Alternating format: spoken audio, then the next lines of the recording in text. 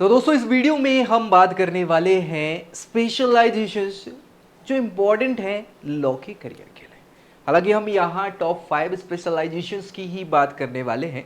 सो वो कौन कौन सी स्पेशलाइजेशन है जिस पे आप फोकस करके अपने करियर को बढ़ा सकते हैं ताकि एक अच्छे करियर की बेस जो है आपकी बन जाए। देखिए जानकारी इसलिए इंपॉर्टेंट हो जाती है कि आपको जब जानकारी रहेगी तो उस हिसाब से आप फैसले लेना स्टार्ट करेंगे। वैसे तो स्पेशलाइजेशंस की बात करें तो स्पेशलाइजेशन के लिए मास्टर्स आपको करना पड़ता है, तभी जाके स्पेशलाइज्ड फील्ड में आप स्पेशलाइजेशन जो है उसमें स्पेशलाइज्ड हो पाते हैं।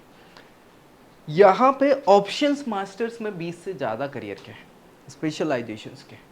तो क्या वो सारी 20 तो हम वैसे भी नहीं कर पाएंगे, लेकिन किस पे करें, किस में थोड़े से ज़्यादा ऑप्शंस आपके पास अवेलेबल हैं, करियर को कहाँ बूम मिल सकता है, किस स्पेशलाइजेशन में ज़्यादा चांसेस हैं, वो हम यहाँ डिस्कस कर रहे हैं। साथ ही साथ यहाँ डिस्कस हम वो भी करेंगे जो मैक्सिमम बच्चे चूज़ करना चाहते हैं या ज़्यादातर जैसे अपने पोल वगैरह डाले बच्चों को क्या कैसा लगता है, तो उनके हिसाब से हमने इन चीज़ों को यहाँ लिया हुआ है।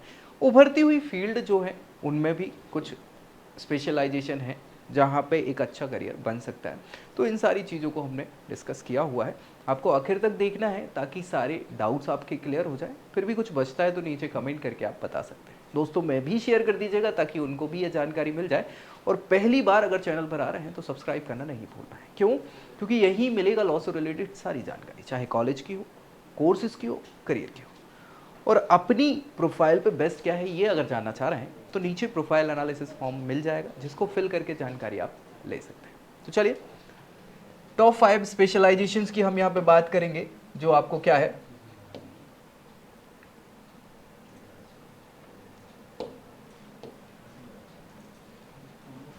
कौन कौन सी है, क्या कर सकते हैं, वो सारी चीज़ें। सबसे पहले अगर हम बात करें तो स्पेशलाइजेशन नंबर 1 आपकी आ जाती है यहाँ पे कौन सी, आप सबकी चहेती। जी हाँ, नंबर 1 है यहाँ पे कॉर्पोरेट लॉ। कॉर्पोरेट लॉ क्या है, कैसा है, इन सब पे हम बात कर लेंगे। वैसे तो नाम से समझ में आप सभी को आ ही गया होगा। कॉर्पोरेट लॉ देखिए क्या है, भारत कहीं ना कहीं डेवलप हो रहा है, होना ही है, ऑब्वियस सी बात है। तो कॉर्पोरेट फील्ड भी बढ़ेंगी, और कॉर्पोरेट फील्ड जब बढ़ेंगी तो कॉर्पोरेट क्लासेस भी बढ़ेंगे, ये तो सच्चाई है। और जब क्लासेस बढ़ेंगे तो आपके क्लाइंट भी बढ़ेंगे, ऑब्वियस सी बात है कहीं ना कहीं। सो ये जो फील्ड है ये अपने आप में बूम लाने वाली फील्ड है, और मैक्सिमम बच्चे कोशिश करते हैं कि हम कॉर्पोरेट साइड चले जाएं।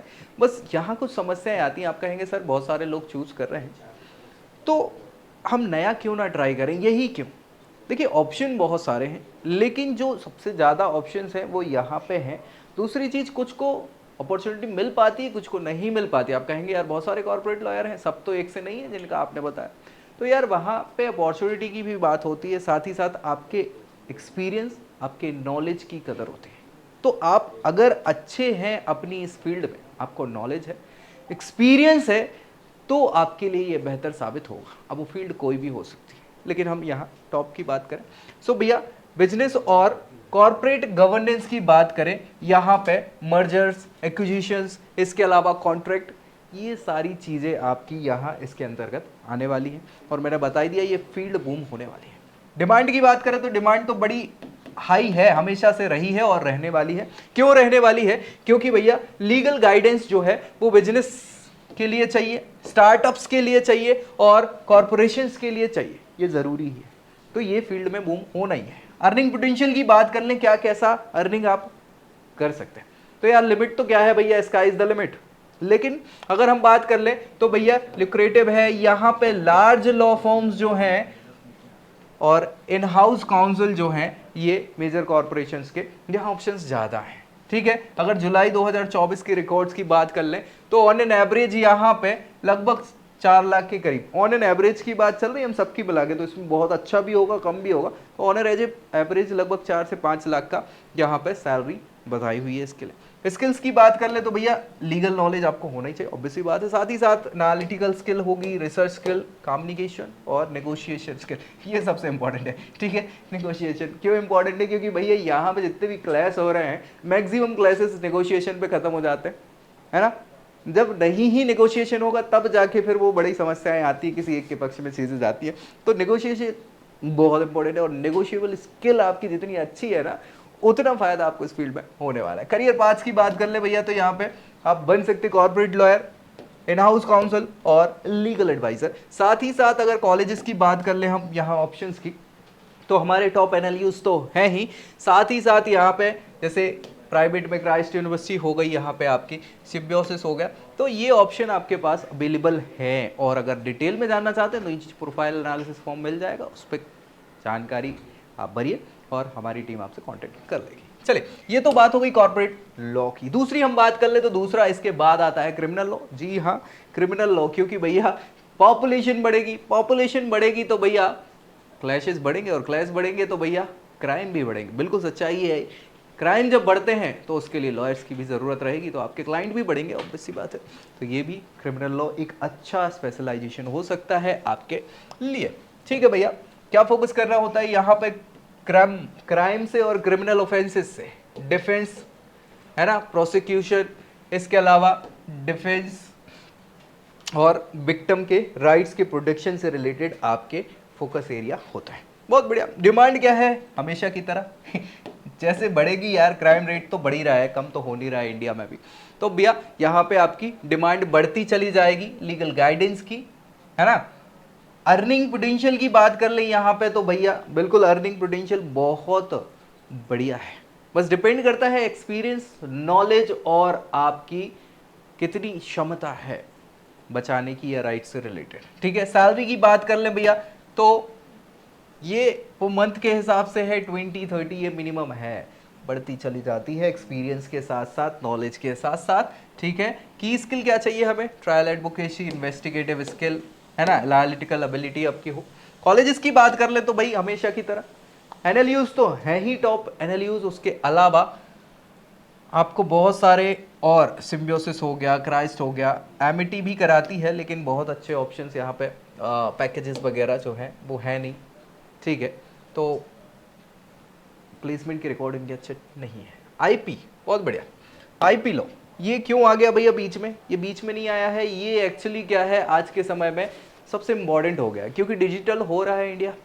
अब डिजिटल हो रहा है तो चीज़ें एक्चुअली क्या है कि कितनी दूर हो, देश में विदेश में कहीं भी हो, पता सबको चल जाती है। अब आपने कोई भी एक नया क्या किया, आविष्कार किया, और आविष्कार किया तो उस पर आपको क्या चाहिए? पेटेंट कराना पड़ेगा, कॉपीराइट कराना पड़ेगा, है ना। तो भैया इसके लिए ये इंटेलेक्चुअल प्रॉपर्टी राइट्स, आईपीआर इनको कहा जाता है, बौद्धिक संपदा इसको कहा जाता है, और ये आजकल बहुत इंपॉर्टेंट हो गई है। सो उसके लिए आप क्या करोगे? आप अप्लाई करोगे, अगर कोई दिक्कत हो गई तो भैया कौन करेगा? वो लॉयर ही हैं आपके। तो ये एक फील्ड बहुत अच्छी हो सकती है आपकी स्पेशलाइजेशन में, जो करियर को बूम दे सकती है। ठीक है भाई, अब प्रोटेक्शन किसको करना है? इंटेलेक्चुअल प्रॉपर्टी राइट्स का, साथ ही साथ patent, trademark, copyright, straight secret, है ना, डिजाइन, कंपनी सीक्रेट्स, बहुत सारी ऐसी चीजें हैं। जियोग्राफिकल इंडिकेटर, 6-7 पॉइंट अलग अलग आते हैं इसमें इंटेलेक्चुअल प्रॉपर्टी के अंतर्गत, जिस पे आपको थोड़ा सा ध्यान देना होगा, उससे related laws, knowledge, experience. Growing specially the rise of technology, company and the increasing importance of digital asset. ठीक है, इसके कारण सारी चीजें बढ़ रही। अर्निंग पोटेंशियल की बात करें, बहुत अच्छा अर्निंग पोटेंशियल है। ठीक है, आपका टेक्निकल बैकग्राउंड है तो और अच्छी बात है।